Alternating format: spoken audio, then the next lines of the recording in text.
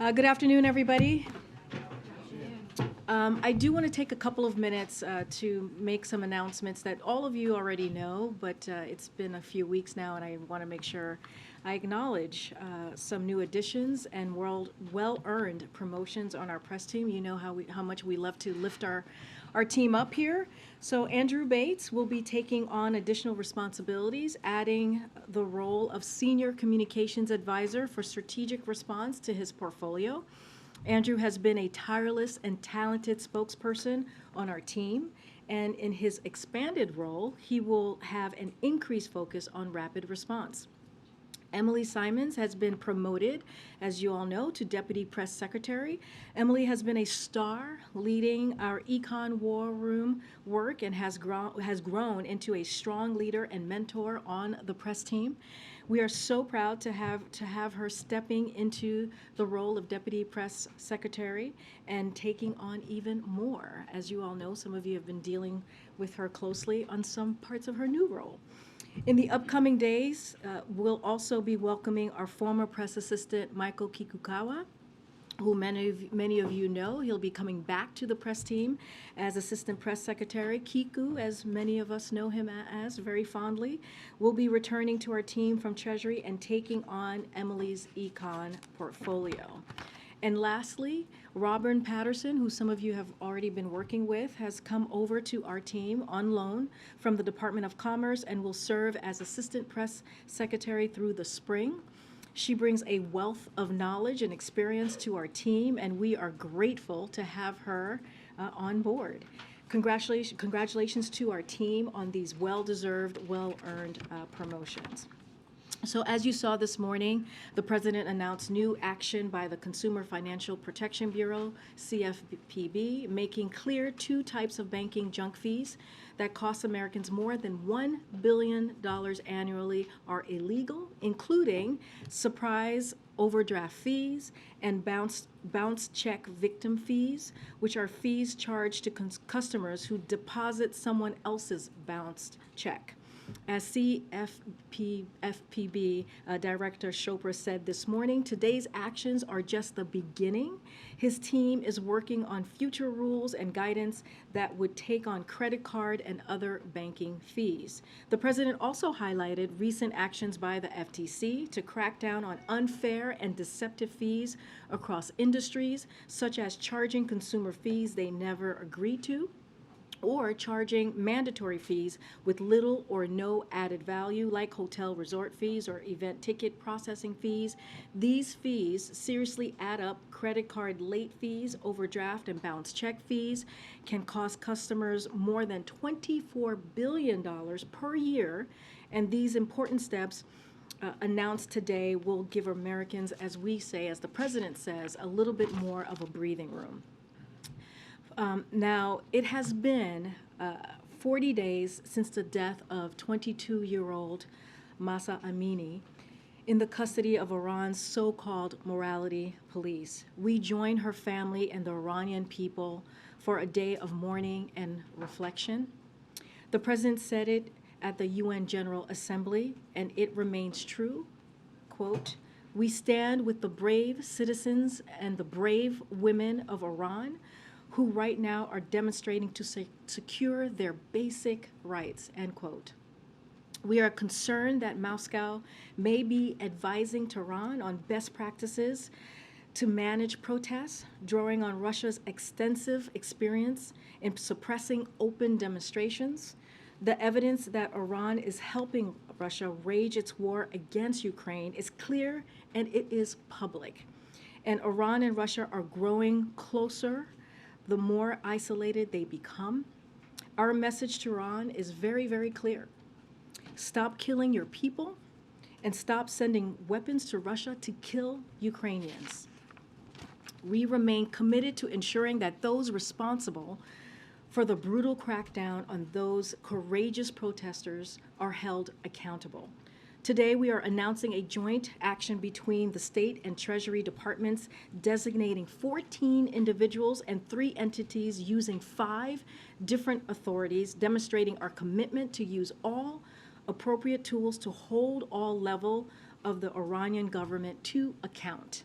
Specifically, we are designating Iranian government officials who hold leadership positions within Iran's police and prison systems and who are responsible for or complicit in serious human rights abuses. We are designating the governor of the province of Sistan and Balochistan for his role in overseeing the violent response by security forces against peaceful protesters. We are designating individuals who are actively serve as commanders in the IRGC for their brutal response to protesters. And we are designating 2 entities involved in censorship, surveillance, and malicious cyber activity against the Iranian people. The United States stands with Iranian women and with all the citizens of Iran who are inspiring the world with their bravery. We will continue taking action to impose costs on those who commit violence against peaceful protesters or otherwise seek to suppress their very, very basic rights. And with that, I will turn it over to my NSC colleague, John Kirby, who's here to take a few questions. No problem. Just a couple things at the top. As you know, President Biden was pleased to welcome Israeli President Isaac Herzog to the White House earlier this afternoon. The 2 leaders discussed the enduring strength of the U.S.-Israeli partnership, all the ways that we can deepen cooperation between the 2 countries, and of course our unshakable commitment to Israel's security. They also consulted on a wide range of global and regional issues of mutual concern, including the threats posed by Iran and its proxies. The President emphasized that his administration's pledge to ensure Iran never acquires a nuclear weapon. They also celebrated the forthcoming conclusion of a historic agreement concerning the maritime boundary dispute between Israel and Lebanon, and that was mediated by the United States. President Biden praised Israel's statecraft and their courage and noted that the agreement will set the stage for a much more stable and prosperous region, as well as being able to harness vital new energy sources for the world. The President also made clear his commitment to advance peace and stability in the Middle East and highlighted U.S. support for Israel's further regional integration into the Arab world. He emphasized the importance of taking steps to de-escalate the security situation in the West Bank and underscored that a negotiated 2-state solution remains the best avenue to achieve a lasting peace. He also underlined the need to take continued steps to improve the lives of Palestinians, which are, of course, critical to peace, security, and prosperity in the region. I think you know, just a second, he's meeting with senior defense leaders right now. This is part of a semi-annual senior leaders conference that the Pentagon hosts twice a year, bringing together all the commanders of the 11 combatant commands, as well as the leadership, both civilian and military, of each of the 6 branches of service. Coming right in the wake of the release of the National Security Strategy, the timing just couldn't be better for having this discussion this afternoon with these leaders, and I suspect you'll see that they'll discuss a wide range of issues regarding our national security, all the way from managing the strategic competition with China to the acute threat that Russia is clearly posing on the European continent, to the threat of climate change and what that's doing to our own facilities and our own ability to meet the nation's needs here and around the world, as well as a whole range of other issues. So lots to discuss today, and I know he's looking forward to having that. Thanks, John. Karine. I was hoping you might be able to provide a little bit more context and evidence to back up Karine's allegation before that Moscow may be supporting Iran's crackdown on its civilian population. What expertise does the U.S. believe Moscow is providing, and what evidence do you have to back up that? I'm not going to get into too much of the sources of the information here at the podium. Karine wasn't putting forth an allegation; she was putting forth a fact that we know they may be considering some sort of support to Iran's ability to crack down on protesters. And sadly, Russia has experience at doing that. So we'll see. We'll watch where this goes. But it's just yet another example of Russia and Iran now working together to violate not only the human rights and civil rights of people in Iran, but of course put in further danger the lives of Ukrainians. But has that support begun, or is it just Moscow considering that? Well, what I would say is we see signs that they may be considering the ability to help train Iranians on cracking down on protesters. It has not begun already. I don't want to go too much into more detail. I would just say we've seen signs that they may be considering lending that kind of support to Iran. But that's just an important point of clarification, because the transcript, I believe, will read, "We are concerned that Moscow may be advising Iran." So these are two different things. You're Maybe considering, maybe advising, already happening, advising. considering advising. Right, maybe advising. Yeah. Thank you. And then on Brittany Griner, I'm assuming you saw the comment from Peskov this morning, in which he said all contacts of the sort should be held in quiet. Is this a signal of some kind? Are you interpreting this as a signal of some kind that they're open to increased dialogue, further dialogue, or has there been any more dialogue since the verdict, since yesterday's decision court ruling? I don't have anything since yesterday's court ruling for her appeal to talk about, but I would tell you that the conversations with the Russians, they continue. They haven't stopped, and so that channel's still open, and we're still trying to use it to bring her and Mr. Whalen home. Did President Herzog provide any more specifics to the president today about Iran's UAVs or things that they have been able to do to assist Russia inside Ukraine? Did he bring that intelligence? I'm not going to go beyond the readout, Kelly. I'll let President Herzog characterize his side of the conversation. I know there were press reports before the meeting that he was considering doing that. We've already spoken to it, though. I mean, we've already talked about the fact that we knew Iran was providing UAV drone capability to the Russians. And in fact, we already talked about publicly the fact we know that they've got guys on the ground there in Crimea that are helping provide technical assistance and training support for Russian soldiers to actually pilot these things. So again, I'll let President Herzog characterize his side of the conversation, but this is a concern we've not only had and harbored, but have spoken to publicly. Thank you. Sean, the Iranian foreign minister keep repeating, saying that the administration is sending messages that they want to re-engage in the nuclear talks. Is this true? And do you think the time is suitable to re-engage? And second, when Karine said that the administration message to the Iranian regime is don't kill their own people and don't send weapons to the Russians, do you think this message will resonate with the Iranian regime? Well, on your first question, no. We are not seeking or asking for a new set of negotiations or renegotiation discussions on the JCPOA. That's not what our focus is on right now. It's on holding Iran accountable, as Karine mentioned in the opening statement, for the way they're treating innocent protesters in their country. That's our focus right now, not on getting back into the JCPOA. And frankly, we are just too far apart right now to be able to have any meaningful discussions in that regard. And on your second question, I mean, it never ceases to amaze me what doesn't seem to be able to soak in terms of message delivery to Iranian leaders. We've been very clear about our concerns over what they're doing to their own people. We've been very clear about what they're doing to enable the Russians to kill Ukrainians and to damage Ukrainian infrastructure. They're now on the ground in Crimea, assisting in that effort. The transfer of these drones absolutely is a violation of UN Security Council Resolution 2231, which prohibits the transfer of missile-related goods, equipment, and technologies to or from Iran.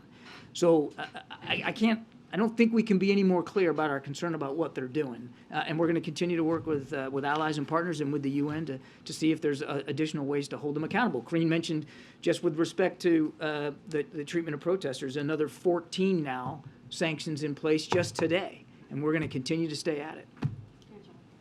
Admiral, it has now been exactly a month, a full month, since the explosions of the Nord Stream pipelines. Is there any update in the investigation as to what happened there? I don't have an update for you, Jonathan. We still believe it was an act of sabotage. There's investigations that are ongoing. I'm not going to get ahead of them. There's no suggestion as to who conducted the sabotage? I'm not going to get ahead of ongoing investigations. Thank you, Karine. John, I wanted to ask you about Saudi oil production. Over the summer, did the U.S. strike a deal with Saudi Arabia to boost oil production?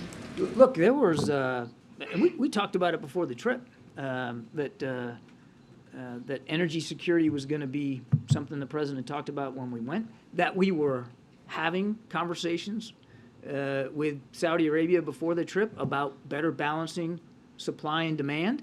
And obviously, when you heard the president himself in Jeddah after the bilateral conversation that we had, that he was hopeful that there would be a boost in production. There was a boost in production afterward.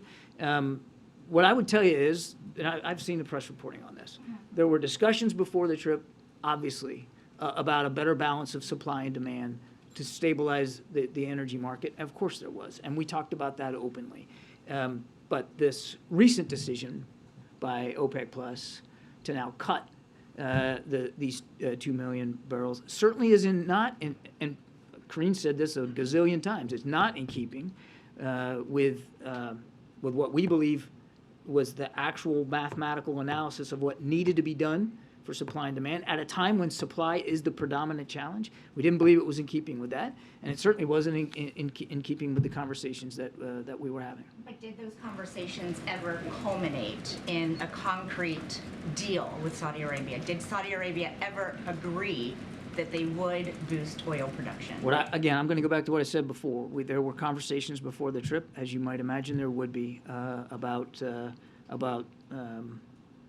an architecture that could better balance supply and demand to include what ended up as an increase in production at the end of the trip. I think I'm just going to leave it there. And then just a quick follow-up then on OPEC's decision, because the president said there could be consequences. Do you have any update on what those might be?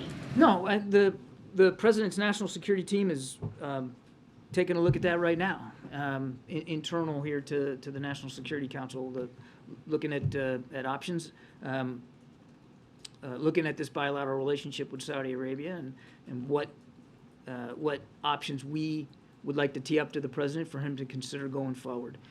But the president also said he wants to talk to members of Congress, and obviously members of Congress are not here in town. So we're not in a hurry. We're not in a hurry, and we don't need to be in a hurry. But clearly the president believes that we need to make sure this bilateral relationship, quite frankly, like every bilateral relationship we have with friends, partners, and allies, is suited to the national interests of the United States of America and to the security interests of the American people, and that's what he's going to stay focused on. But no, I don't have a specific update for you. Staying on that topic, the Saudi energy minister said yesterday that when it comes to this conversation, his country is taking the maturer route. He said that at the conference known as Davos on the Desert, on the global stage, with one of the world's leading financiers. You saw it. So what do you make of the implication, then, that the U.S. is acting immature? I obviously refute that, of course. This isn't look, this isn't, it's not like some high school romance here. We're talking about a significant, important bilateral relationship, a partnership that has survived over 80 years, an important partnership, a strategic partnership. We said that even before the trip. And I don't think talking about it in terms like that necessarily lends the gravity of how important this relationship is to the way that we're considering it. The decision was regretful. It was, as the president said, a mistake to make that cut. It was certainly not in keeping with our analysis of what needed to be done to help better balance supply and demand on the market. Now, look, we have not seen the decision itself result in an increase in oil prices. In fact, oil prices continue to come down. They're down like 30% right now from June. And, of course, prices at the pump here in the United States are down about $1.20 since about that same time frame. So we haven't seen a radical effect here on prices, but that doesn't mean that we're all of a sudden happy about the decision. At a time, as I mentioned before, when supply on the market is the predominant challenge, we felt that this was short-sighted. And again, we're gonna obviously take a look at the relationship going forward, and I can assure you that whatever this relationship looks like at the end of that process, it's going to be how we get there is going to be done in a very deliberate, measured way, keeping in mind our national security interest and those of the American people, the American troops and the American citizens, that live over there, 70,000 of them in Saudi Arabia, as well as the strategic partnership that we have had for 8 decades with Saudi Arabia. All that will be factored in. If I can ask a question on a completely separate matter. On word yesterday from the president that the U.S. has been in constant contact with Russia, the parents of Austin Tice, the reporter who's been missing for 10 years in Syria, reached out to CBS News. They asked this question, which I'll pose to you. Why has Jake Sullivan not followed the president's directive of May 2nd to get a meeting with the Syrians? I'm not going to get into Jake's individual schedule. What I will tell you, first of all, obviously, our thoughts and prayers continue to go out to the Tice family, and obviously we want to see Austin home. No doubt about that. And we continue to work this very, very hard. I don't have anything on Jake's schedule to talk about, but I can assure you that the national security team is still focused on this. We believe he's alive, John? We're still focused on Mr. Tice. John, the Saudis took a veiled shot at the administration for selling the country's emergency oil reserves and said that that decision may become a painful one in the next few months. Is there any indication that they plan to further cut production? I'd have to refer you to them, Jackie. I don't have insight into what their future decisions will or won't be. What we did propose that they not make a decision right now and wait until the next scheduled meeting, which was very early next month. So we'll see what they end up doing at this next meeting. Do you feel that the administration has sufficient insight into what foreign governments are going to do, given the reporting that the U.S. thought that there was a deal to boost production through the end of the year, that the decision from the Saudis and OPEC Plus came as a surprise and caused a bit of a meltdown in the West Wing, and your answer just now saying that don't have insight into what they might be doing, is that at all a failure of our diplomacy or foreign policy? No, I mean there's a lot there. First of all, we didn't have a meltdown. Secondly, while we can't predict perfectly what OPEC Plus is going to decide to do, we're not part of that cartel. It's not like we don't have ongoing discussions with the Saudis and with other members of OPEC. We do, and we try to get the best information we can. Obviously, they have to make the decisions that they're going to make. So we'll see where they go on this next meeting. What I can speak to is President Biden's priorities, and that's making sure that we continue to keep the price going down and to reduce the pain at the pump for the American people, and to try to do what we can in a measured, deliberate way to help better balance supply and demand inside the global market. And it is a global market, and I think that sometimes gets forgotten. What are we doing to increase the supply of diesel, given that the Energy Information Administration said as of October 14th, the U.S. only had about a 25-day supply? You have the Northeast and New York already rationing home heating oil. What are we doing to prepare for the winter and to ramp up supply of diesel? I'll take the question on the diesel because I just don't have the data on that in front of me. So let me take that and we'll get back to you on that. But writ large, the president has been working very, very hard to make sure that that not only are we ready for fluctuations that could come, and of course the prices are going down, and we think that's important, but that we are also doing what we can to help our European friends and partners who are also going to be facing a long, cold winter. We have doubled our commitment. The commitment he made in March for natural gas exports to Europe, we've doubled that commitment in terms of actual, getting things over there, getting natural gas over there. And we are working with foreign suppliers of natural gas and oil to see if we can't help our European partners diversify their own storage and supplies. Many of them are, in fact, building up their storage capability here for the winter. Some are farther along than others, and we're working closely with them bilaterally and multilaterally to see what we can do to help that. But I will owe you a question on the diesel. Jeremy and then Trey. Hey, Don. On the dirty bomb allegations that Moscow is making, I'm wondering if you can walk us through some of the potential scenarios that the U.S. sees here. As it relates to Russia potentially planning or executing a false flag operation, do you anticipate that they will use the mere threat of a dirty bomb by Ukraine as an excuse to retaliate with a tactical nuclear weapon? Or do you anticipate that they would actually deploy a dirty bomb themselves blame Ukraine and then use a tactical nuclear weapon? How does the U.S. see this? Yeah, let me start the question at what I would normally do at the back end, and that's to say that we haven't seen any indications that the Russians are making preparations for the use of a dirty bomb, or quite frankly, the use of tactical nuclear weapons. I think that's important to get right out front. It is a common Russian play for them to blame others for what they are doing themselves or about to do themselves, which is why we took it very seriously when the Russian defense minister called the Secretary of Defense and said that they had information that the Ukrainians were fixing to use a dirty bomb. Obviously, it's a false allegation. That's not true. The Ukrainians have nothing like that in mind. They have no intention to do that. So that's why we take it seriously. Now, the question you're asking is, are they just using the threat of it, or are they actually doing it? Again, we've not seen any indications that they're making any preps to do that. I wish I could get inside the Russian mindset here and tell you exactly what they're thinking with respect to why they put this out there. I can't do that. All I can do is tell you we took it seriously. We've spoken about it publicly. We're monitoring it as best we can. And we're going to make sure that we can continue to do what we have to do to help Ukraine defend itself. So are you preparing for both of those scenarios?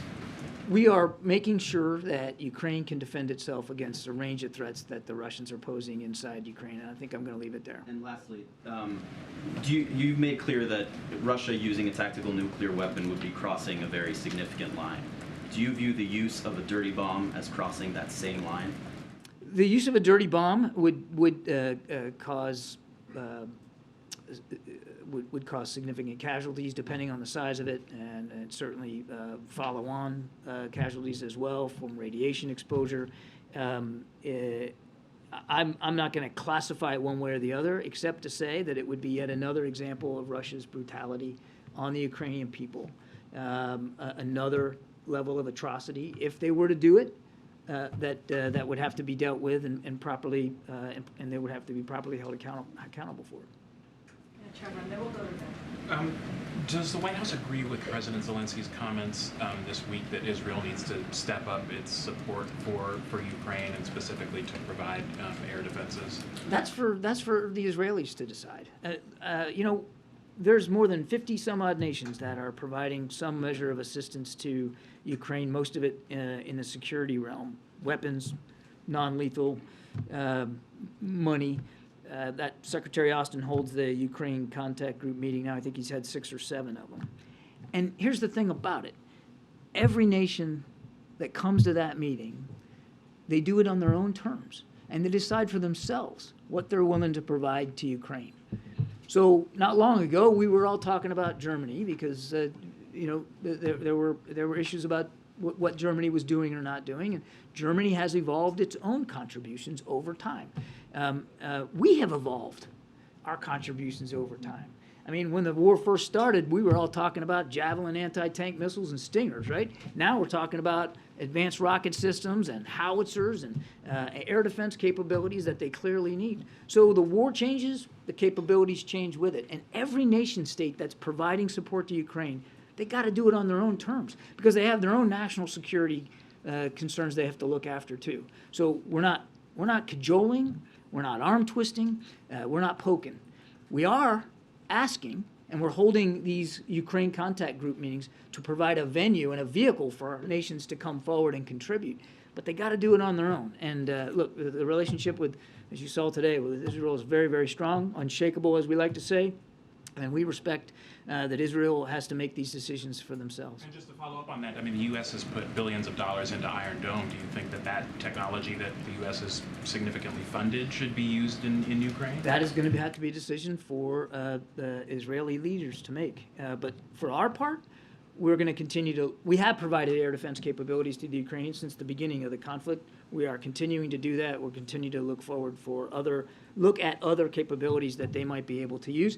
And it doesn't just have to be systems coming from the United States or even systems that the United States help fund. It could be air defense capabilities that other nations have that the Ukrainians are more familiar with. They're better trained on. They have they have the tech support to support them. So we're going to work across the board. And just finally on Israel, do you agree with Senator Robert Menendez that the inclusion of far-right lawmakers in a governing coalition in Israel would threaten U.S. ties and threaten peace in the Middle East?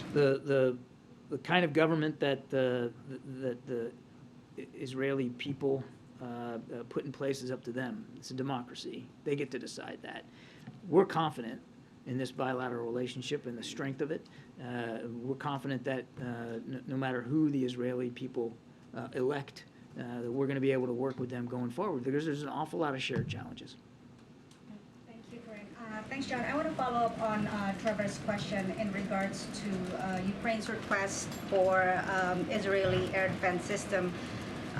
So I guess I just want more detail. Does the president understand? I'm sure you do. Does the president understand that Israel cannot poke Russia too much, considering its security interest in Syria? Or, I mean, you said there was no arm twisting, but was there even a conversation about asking President Herzog or asking Israel to reconsider about supplying these air defense systems? I'm going to leave the conversation to the readout and what you heard the president say today. We are not taking a position where we're trying to put a guilt trip on a country to contribute a specific capability to Ukraine. We are talking, and they talked today about Ukraine, of course. We're talking to countries all around the world about what we can collectively do to support Ukraine, and certainly what they're willing to do to support Ukraine, but it's got to be their decision. And a follow-up on the drones, the Iranian drones to Russia. You've mentioned that it violates UN Security Council, but does the administration believe that Iran, by doing these transfers, is committing or at least complicit in war crimes or violating international law? There's we as well as some of our partners at the UN have called for an investigation into this exact issue. So I'm not going to get ahead of that. We do think it should be investigated, but you can go online and look at 2231 yourself. And it clearly says no transfer of missile-related items, goods, technology, or equipment to or from Iran. Clearly, they're doing that inside Ukraine and to help Russia. I think we're stepping back just a little bit. This is, Karine alluded to this at the top. It's another. This whole relationship is another indication of how isolated both nations are from the rest of the international community. It's also an indication of two things in my mind. One, Putin has no intention of sitting down at the negotiating table anytime soon. And two, that his own defense industrial base has been hurt now by the sanctions and export controls, that he has to rely on a country like Iran to provide these unmanned aerial vehicles, which are, we're not talking about ISR, intelligence, surveillance, reconnaissance platforms that can image things below. These are basically kamikaze drones. They're meant for one purpose and one purpose only, and that's to go hit a target, go kill people, go destroy infrastructure. That he's doing that speaks to the brutality he's willing to continue to prosecute this war, certainly no interest in sitting down, and that he is having trouble in his own defense industrial base that he has to turn to another country like that. Just to follow up on the regional air defense system that the U.S. is trying to help facilitate in the Middle East. Can you give us a little bit more details? What kind of buy-ins do you have from Gulf states? Is it going to be one network with all the partners in there, or is it going to be a hub and spoke, returning to CENTCOM perhaps? And whether the latest decision by OPEC Plus and the rising tensions between the U.S. and Saudi might complicate this effort? I'm sorry, was this about integrated air and missile defense? No, we still believe that that's an important capability that we'd like to pursue. It was on the agenda when the president went to the Middle East in July. It's still on our agenda of things to explore. Central Command is working through the modalities with our partners in the region. We still think it's an idea worth pursuing. No, and there hasn't been. I mean, it's not. This is not the kind of thing that you're going to be able to slap together and just do in a couple of weeks.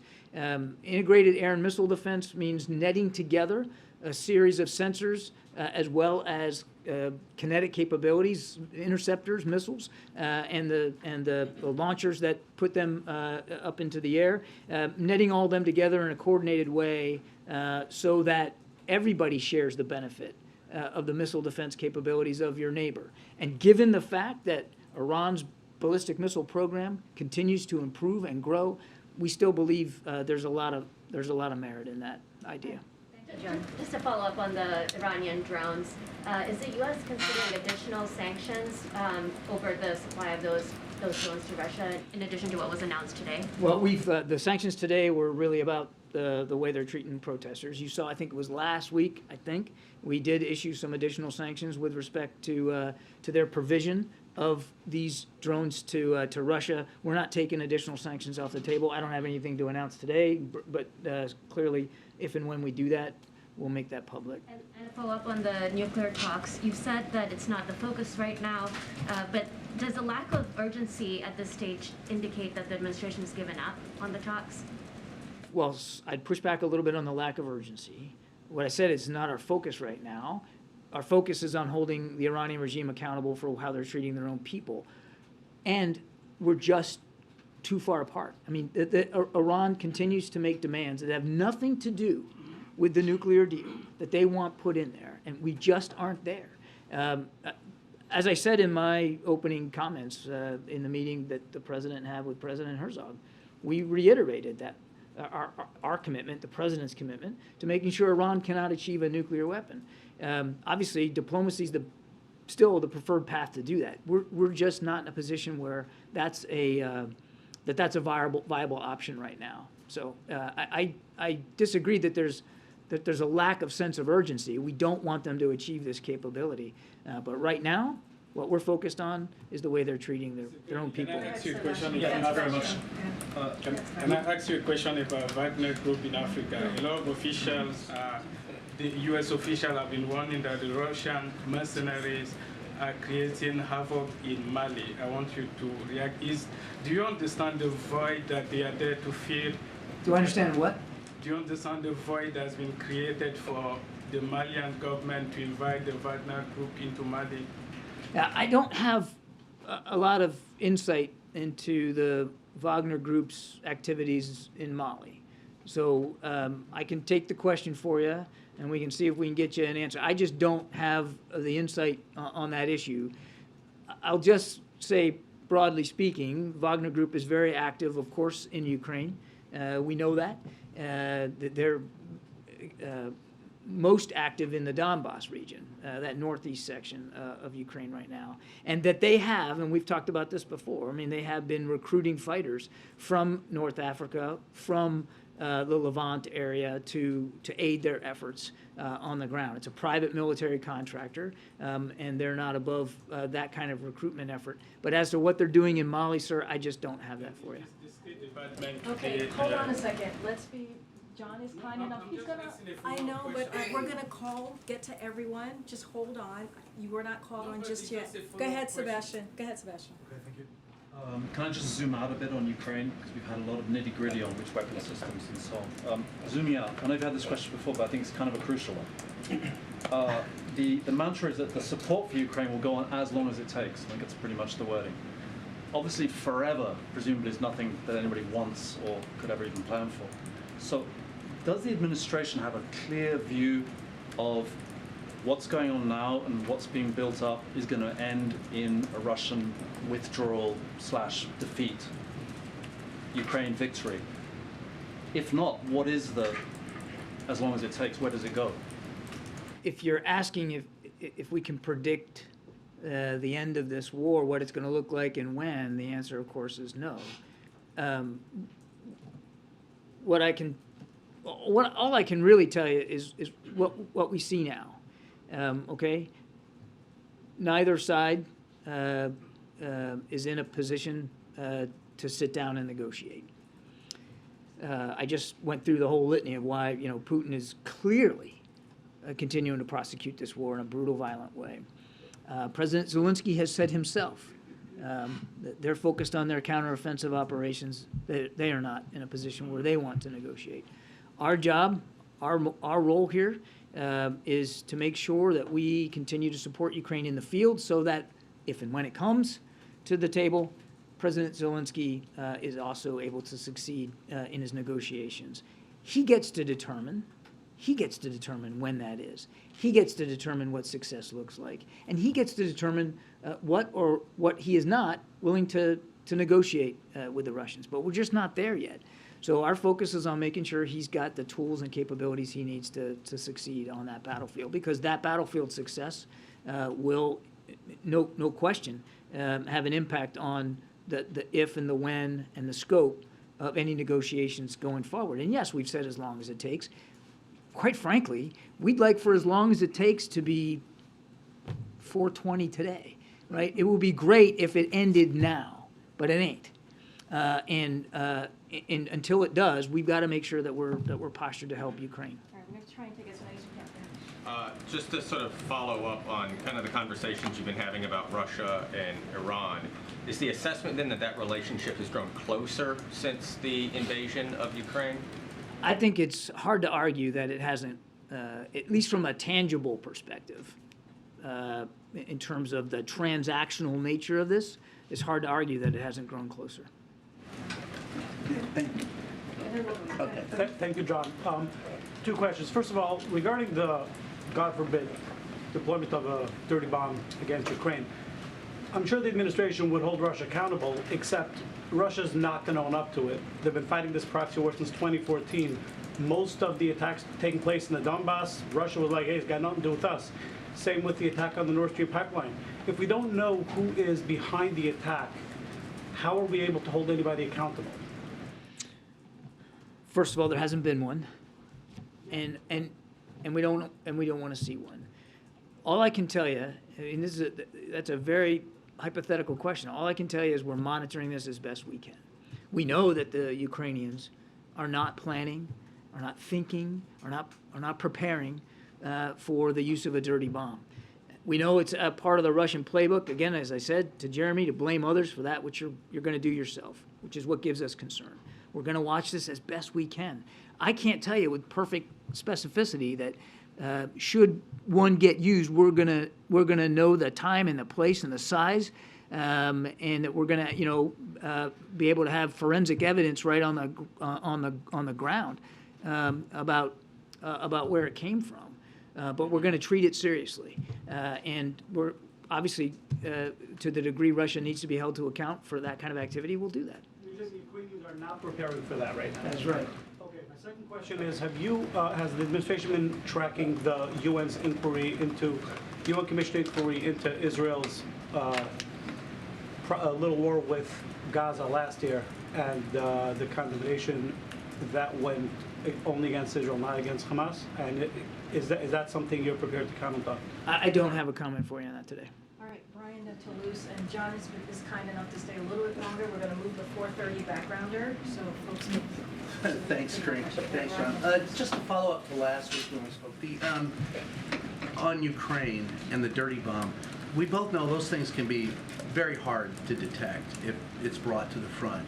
How confident are we that, or how confident is the DoD, how confident are you that hasn't happened, and are there additional preparations to be made to ensure that it doesn't happen?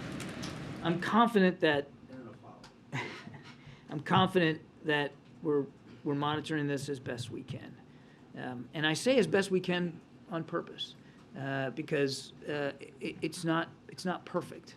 We don't have perfect visibility into everything that might be done or have to be done if one were going to actually use a dirty bomb. And just to make clear, it's a conventional explosive device using radioactive material to use the explosive device to spread that. And a lot of it would depend, on size and how much preparation was put into it, if in fact it was used. So we're watching this as best we can, and all I can tell you with confidence is we don't see any indications that there's preparations for use. We certainly know the Ukrainians aren't going to go down that path. We've seen nothing that would tell us that the Russians are, at this point, preparing to do that at this time. And then a quick follow-up to yesterday's withdrawal of the letter from progressives of the Democratic Party requesting a change in the status of our relationship with Ukraine. For our allies, there have been reports that that our allies are a little concerned about our commitment to Ukraine because of that statement. Can you just state categorically that the U.S. has not changed it and won't change its attitude, or can you make that statement? I can say not only have we not changed our approach to Ukraine, but we haven't seen any diminution or any concern expressed by our allies and partners either over the press reporting on this letter. These Democrats, as you know, they pulled the letter back. I'll let them speak to their decision making, but we have enjoyed and continue to enjoy terrific bipartisan support for our approach to Ukraine and the kinds of security assistance that we're providing. And we're going to need that support going forward. The President's not worried about that. Thank you. Thanks, Karine. Thanks, John. I'm going to try to keep this to one question. Thank you. We'll see. Is that a problem for him? Actually, he's Yeah, it may depend on your answer. We'll see. President Herzog said today that President Biden would be attending COP27 in Egypt. I was just wondering if you had any details on that trip and any information about what the president hopes to accomplish in Egypt. I don't have any travel or schedule for the President to speak to today. Second question then. On the U.S.-Saudi relation review, you said there's no hurry, that this could take a while. The President can take his time to do this review correctly. Obviously, there's some things that have happened between the announcement of this review and today, and obviously more things could happen. Yesterday, we heard about how it was noteworthy that the Saudis had voted against Russia at the UN and had provided millions of dollars for Ukraine. Today, you said it wasn't so great that the Saudis were talking about who's mature and not mature in the relationship. You talked about the upcoming. Yeah, I don't think that was helpful dialogue. No. So my question is sort of, are there things that the U.S. is looking for the Saudis to do between now and the completion of this review to shape the way and the direction of the review? Are there things that the Saudis could do to shape the direction of the ultimate? We haven't given them like a to-do list. I mean, that's not the way a strategic partner acts with another partner. Not at all. I think Karine did talk about yesterday their vote at the UN, and they have contributed now, or agreed to commit hundreds of millions of dollars to Ukraine. All that's welcome. As I said to the question I got on Israel, these are national decisions and sovereign decisions, and we respect them all, and we certainly respect the ones that the Saudis have taken recently. But no, we're not. It's not like we have a laundry list of things that they have to do or that we're asking them to do. I want to go back to what I said before, at the risk of sounding redundant. It is a strategic partnership, and it has been for 80 years. Nobody's talking about rupturing it. It's an important partnership that bears fruit in the region on many different levels: counterterrorism, climate change. I mean, there's a lot there. But we believe that in light of the decision, that we want to make sure this relationship going forward is obviously serving the national interests of the American people as best it can, and we'll get there. And as I said earlier, it's not going to be rushed. It's not going to be done in a careless way.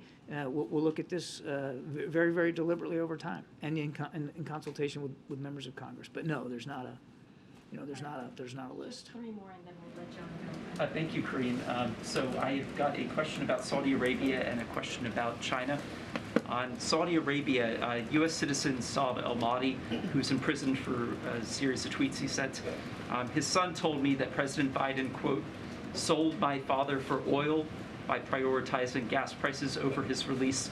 Do you have a response to that? And on China, this is a very simple question, but it's an enduring point of uncertainty. Does the president's son still co-own a company with China's government? And if not, can you provide some basic transparency about who bought that stake and for how much money? I don't have anything for you on your second question, but let me address your first. First of all, we understand the angst that the family's going through. We appreciate that. We respect that. And we know that they'd love nothing more than to have him back. I think this was the son who said this, his father. We know and, again, respect the the pain and the anguish that they're going through. And we never lose sight of the pain that families are feeling here back home, or the trials and tribulations of people that are wrongfully detained elsewhere around the world. It's something we're constantly focusing on. So I would just say to that family, again, we respect and understand and sympathize with the anguish. We continue to work on these cases all around the world as much as we can. I don't have a, I would refer you to the State Department for the characterization of this particular case. But it's not just wrongfully detained Americans. We are concerned about all Americans that, that are held overseas against their will, whether it's technically wrongfully detained or not. I'm not going to get into this specific case.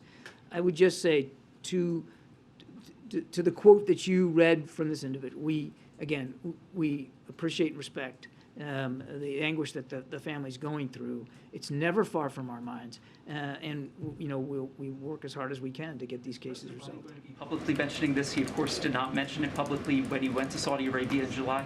I don't. I mean, he did bring up issues of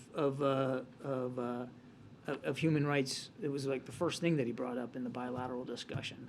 I won't get beyond that in terms of talking about specific cases, but I don't have any additional official statements by the president to announce or speak to right now. All right, Stephen, we gotta go. Thank you, Thank you. Karine. No, Which one? The young man next to you. Thank you. President Biden just met with the Israeli president. I have a question on the killing of Al Jazeera journalist Shireen Abu Akleh. The U.S. Security Coordinator's report was not an investigation. It was based on the Israeli investigation, the PA's investigation. There was a ballistics analysis done that was inconclusive. None of the key eyewitnesses have even been interviewed. Why has the U.S. not conducted an independent investigation into the killing of an American citizen? We've said from the very beginning that we wanted her death fully, completely, transparently investigated, and you saw that the Israeli government came out and acknowledged that she was killed from a shot fired from an Israeli Defense Force position, and that in their investigation it wasn't, it wasn't a specific targeting of a journalist. So we also, have been in touch with the Palestinians about this as well. But we said from the very beginning that we wanted it fully, transparently investigated. We recognize that the Israelis did conduct a thorough investigation, and they made it public. Do you characterize it as a thorough investigation when no key eyewitnesses have been interviewed, and there's clear video evidence that contradicts the central claim in the killing of a U.S. citizen? Well, again, we continue to mourn with the family, and this obviously should not have happened. But I'm not going to speak any more about the investigation that's been completed. Last question. Go ahead. Thanks, Karine. Thanks, John. So on the review, the Saudi relationship review, it partly is because we were told that it helps Russia, the production cut helps Russia. Why is the same result, or why is the same review not happening with China, which has helped buy more Russian oil, 50% more, and helping prop up the Russian economy? We have been very public about our concerns over people purchasing Russian oil, and we've called the Chinese out for this as a major consumer of Russian oil because it does help keep the price higher than what we want. What we've done to counteract that, I mean, you're talking about a specific tactical decision by OPEC Plus to make a cut, which we had analysis that showed that wasn't the best thing to do for the market at that time.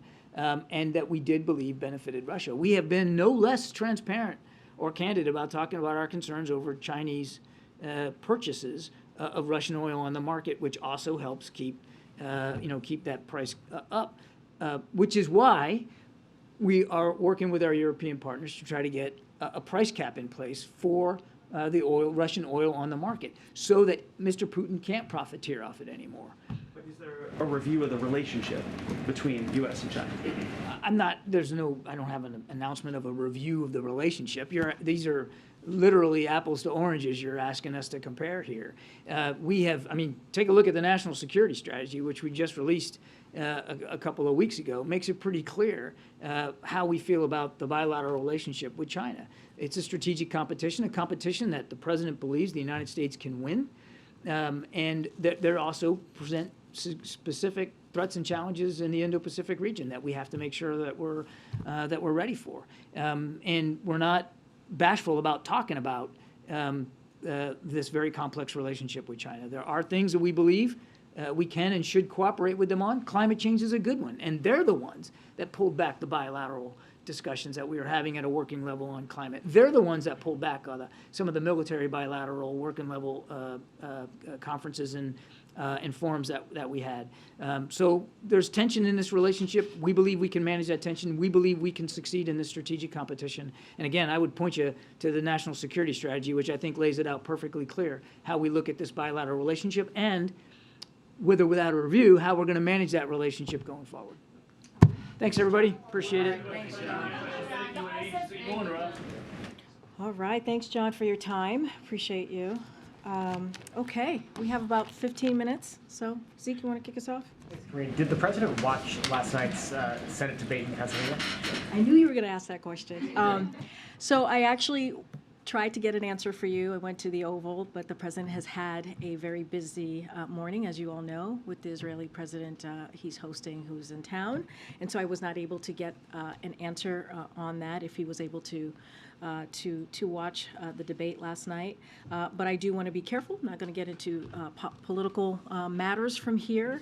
No, I know. I always preface that because just want to be safe here. We do care about the rule of law here. So just want to say that. But I will say this, you know, the president looks forward to working with the lieutenant governor when he is in the Senate. And so we, to continue to lower costs, to continue to deliver for the middle class family. I could say also that, you know, in his conversations that he's had with Lieutenant Governor Fetterman, he finds the lieutenant governor to be a strong and authentic advocate for the middle class. And as you know, he has traveled many times to Pennsylvania, and they've had events together. And he's looking forward again to continue to work with him. A separate question. We know Friday the president plans to meet with Lieutenant Governor Fetterman in Pennsylvania.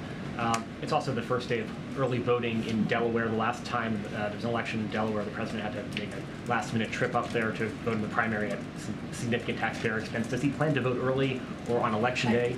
Look, the president, as you know, believes that you know, people's right to vote is incredibly important, and he clearly exercises that right. And I don't have anything to preview on his schedule about when he's going to be voting. And when that happens, we certainly will. You will all know. But I don't have anything to share on the timing of when he's going to vote. He certainly will vote. I just don't have a timing on when.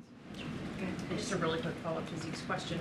Given the amount of time that the president has spent with Fetterman and the conversation that is happening today in the wake of last night's debate performance, does the president have any concerns about, has he ever raised, either in conversation with you that you've been a part of or with others here at the White House, any concerns about his health? So I'll say this, in personal conversations that the president has had with the lieutenant governor, the president has found him to be impressive, an incredibly bright and talented person who's just as capable as always to carry out his office, the duties of his office. As we know, he is lieutenant governor currently, and has great ability and heartfelt concern for the people of the Commonwealth. And that is what the president has observed himself. That is, you know, as is the case before and is the case today. And he respects the courage and the honesty that he sees from the lieutenant governor, that he's experienced in their conversation and their relationship over time. And we have of course, as relates to your question about his health, seen the same comments from independent medical experts that you all have noted, and that the improving symptoms he has to do with the speech and hearing, not all with cognitive function. So again, he thinks that he looks forward to working with the lieutenant governor in the future, and sees him as an authentic individual who is fighting every day for the middle class, and finds him incredibly impressive. Given the president last week in Pittsburgh, when we were traveling with him, said that he did think Democrats would be able to hold the Senate. Does he still think that today, given last night's debate performance? I mean, look, I'm not going to get into analysis here. There are people out there who are political pundits who are clearly doing that every day for the next 2 weeks or less than 2 weeks. So we're not going to get into those specifics. Here's what the president believes. He believes that the American people have a choice. There's so much at stake for our country, and he believes that the choice is very, very clear. He believes that Democrats and congressional Democrats and the president have a lot to speak to, and you've seen that across the past several weeks from this president. He's talked about student loan. He's talked about economic recovery. He's talked about today even the junk fees and what his administration is doing to make sure that we give a little bit breathing room for the American people. He's talked about lowering costs. We see gas prices, as Kirby was saying, has come down about $1.25 a gallon because of the work that this president has done. So he believes, and let's not forget the Inflation Reduction Act that only Democrats voted on, that's going to lower healthcare costs. That's going to really put in a great effort in fighting climate change and also lower energy costs. So for him, he believes, and also congressional Democrats, because you hear them talking about it as well in their districts and states, have a lot that they have delivered for the American people, and that's going to be his focus these next couple of weeks, as it's been these past several months. Just one more question. Given, polls show that voters at this point, the primary concern heading into the midterms is inflation and the economy. By a 2-to-1 margin, voters trust Republicans more than Democrats to handle the economy. I wonder, given this sort of majority sentiment of voters, is the president considering making any changes to his economic team after the midterms? No. Today, the rank and file and the Brotherhood of Railroad Signalmen voted 61% against the tentative agreement that was brokered by the administration to stave off the railroad work stoppage. What's the White House's reaction to that, and are you concerned that the strike is ahead? So a couple of things. I do want to give a little bit of a laydown of what we think here. The unions that have not ratified and the railroad employers have agreed to a cooling off period that extends well into November, giving them adequate time to continue their work and ensuring that our economy is under no immediate threat. The president remains focused on protecting America's families, farms, and businesses by avoiding a rail shutdown. That is our priority, of course, when it comes to these discussions. Both sides have said they share that desire as well. As the president has said for months, any shutdown would be completely unacceptable. It is the responsibility of the parties involved to resolve this issue, and any idea that kicking this to Congress will result in a quick or favorable outcome is deeply misguided. That is our view from here. These unions' rejection of the current proposed contract does not mean we face an immediate rail shutdown. That's not how we view it. But it does mean that the union and the employers have additional work to do. Unions are democratic organizations, as you all know. We stand ready, as we did earlier this year, to support the parties in their efforts. We continue to urge both sides to work in good faith and avoid even the threat of a shutdown. We remain laser focused, as before, on taking any appropriate steps to ensure that America's rail system keeps moving, so our families don't have to suffer from this. Just a real quick follow-up. This is now the second union to have the rank and file reject the tentative agreement. Is the president himself going to get more directly involved in this? So, look, the administration is in regular contact. Don't have anything to share about the president's involvement specifically with the parties. Our administration are in regular contact with the parties who are dealing with this matter, of course, and we stand ready. We stand ready like we did not too long ago, earlier this year, as I just mentioned, to support the parties in their efforts. We continue to urge, again, both sides, as we did during that time as well, to really operate in good faith. The president's frequently talked about transparency, and so has this administration. Does the president believe that Fetterman should release his medical records? I've been asked this question, and I leave that over to the lieutenant governor to make that decision. One more on Fetterman. I'm just curious if the president feels that the lieutenant governor's decision to participate in that debate was an important moment in terms of welcoming people who have disabilities into the public sphere, and whether that was important symbolically. Look, the president, as I said, is very impressive by his courage and that he sees from the lieutenant governor. I'm not going to get into any analysis of if he should have or should have not, but clearly, when you are in those positions, when you are a lieutenant governor, you are also a leader and on many levels. And so again, we are impressed by his courage. We are impressed by what he's been able to accomplish these past several months, and the president will continue to work with him down the road.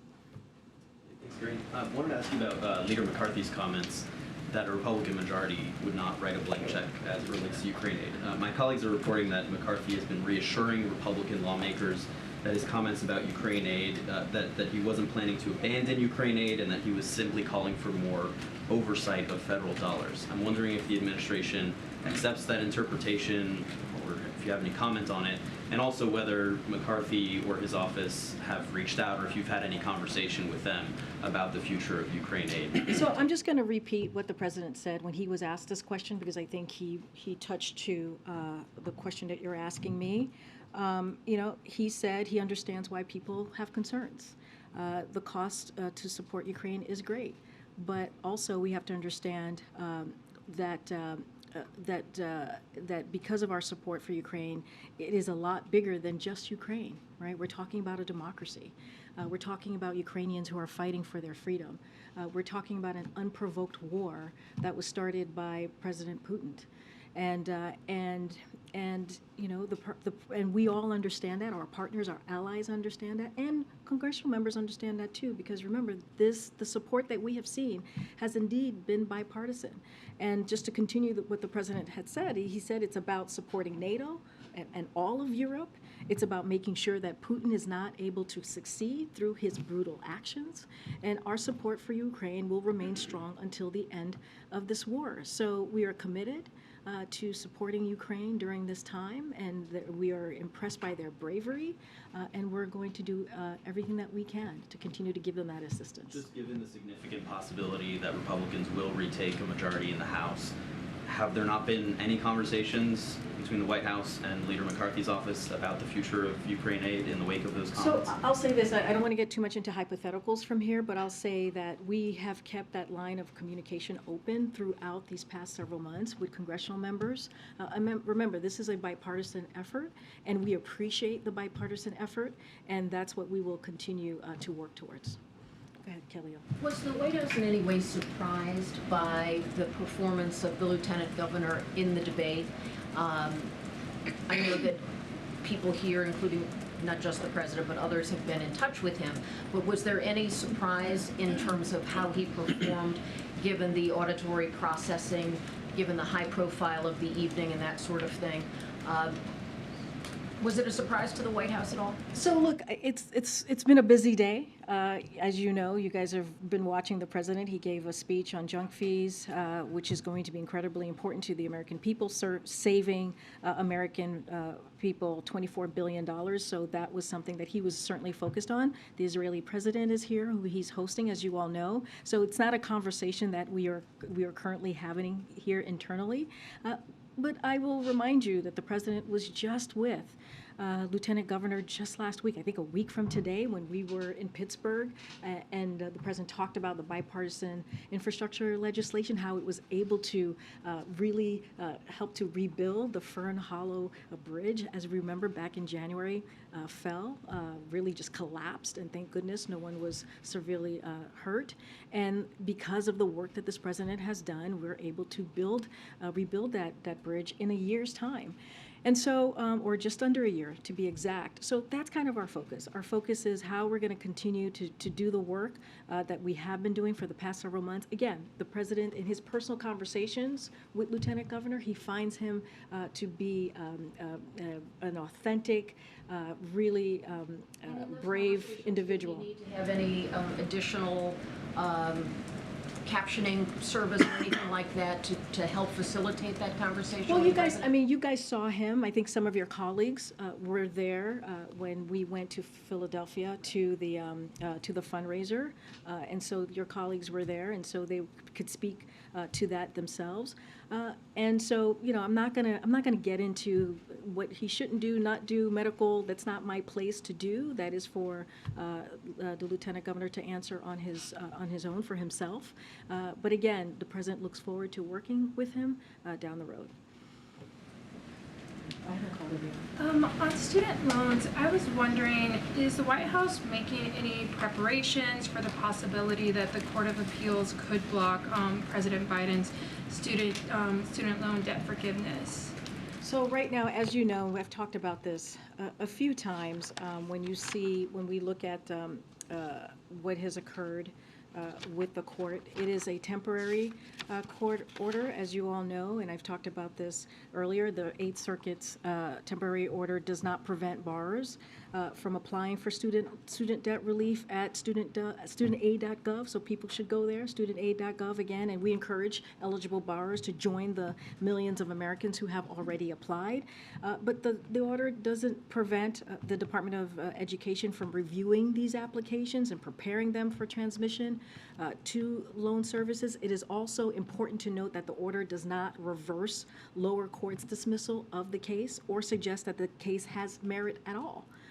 So it merely prevents debt from being discharged until the court makes a decision. So we will continue to move full speed ahead. We understand how important the president's policy is because again, it's going to give families a little bit of breathing room. And let's not forget, it's going to help 90% of the borrowers that it's going to help are going to be folks who make less than $75,000. So we're going to move full speed ahead in the process, getting prepared. Again, it's a temporary order. Okay, Brian. Thanks. I'd like to follow up on something you were asked Monday about presidential press conferences. It's been since January since the president has held a press conference here at the White House. Is this administration at all concerned that the scarcity of press conferences by this president has in any way led to some of the misinformation that has been out in the public? And can we please get him in here? I mean, look, I understand the question. You guys have to ask the question about press conferences, duly noted. And so we, again, appreciate the question. But the president took questions. He literally took questions while he was getting a needle in his arm yesterday in getting the new vaccine. So he certainly takes questions from all of you. And he does it often. I understand of having a more, more. Well, I mean, look, the president is happy to take questions. He does it pretty regularly. I duly noted on the press conference, but again, this is a president who has not shied away from taking questions from all of you. And so I think he'll continue to do that almost every day. He'll continue to make sure that, I'm sure on his own, we'll continue to take your questions. Just let him know we'd love to see him in here someday. Okay, but again, I'm not going to get ahead of him, of where we are with the process. But again, the president takes questions from all of you almost every day. Thanks, Karine. You had just said that there are no plans to adjust the economic team after the midterms. So I just want to ask in a follow-up, can the administration then say when Americans can expect to feel relief from inflation? Is there a date they can look to? So I will let the experts speak to that. I'm not going to get into when that's going to occur, right? But we have seen some relief over the past several months. We understand there's more work to be done.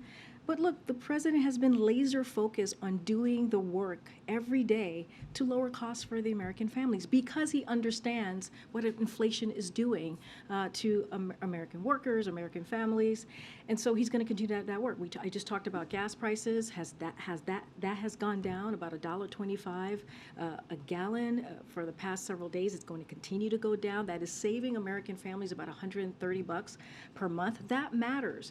Last week we talked about hearing hearing aids, that's going to how we're lowering hearing aids cost about $3,000 a pair. What the president did last week is going to help, tens of millions of Americans, and that matters. The junk fees going to give Americans a little bit more breathing room. So look, we understand that there's more work to do. We understand that families are being squeezed by what's happening currently with inflation. But again, we have seen some moderation. I believe we'll continue to see that. Don't want to get too much into the economist world, but because of the president's economic policies, we have made sure, the president has made sure that we don't leave anybody behind, that we have a strong labor market, that unemployment is at the lowest that it's been in 50 years, and that matters. And we should talk about that as well as acknowledging what American families are going through. I'm just going to, okay. All right, guys. Thanks, everybody. Thank you.